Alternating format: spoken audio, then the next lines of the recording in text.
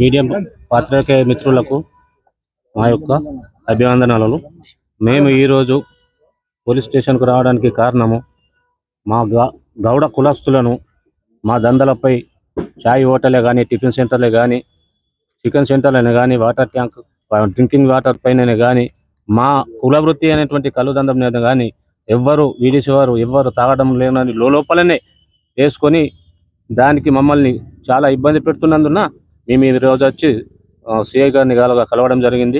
CI గారు కూడా మాకు సానుకూలంగా స్పందించి ఈ 2-3 రోజులలో నేను చర్య తీసుకోవడానికి ప్రయత్నం చేస్తాను, మీరు ఎలాంటి దిగులు పడకండి అని, ఎవరితో గొడవలకు పడకుండా చెప్పడం జరిగింది.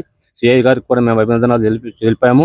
మాకు అన్ని తీరులుగా సిఐ గారు ముందటుండి మాకు న్యాయం చేస్తానని హామీ ఇచ్చిండ్రు. మీ అందరికీ నా యొక్క నమస్కారం. 1, 2 నుంచి ఈ ఇష్యూ జరుగుతున్నది.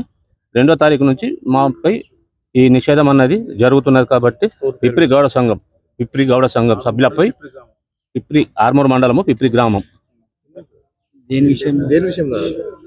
మేము మాకు ధర నిండుతలేదని 15 రూపాయలకు సీసా అమ్ముకున్నందుకు దాన్ని ఆసరగా తీసుకొని మా దుకాణాలపై నిషేధాన్ని విధించారు.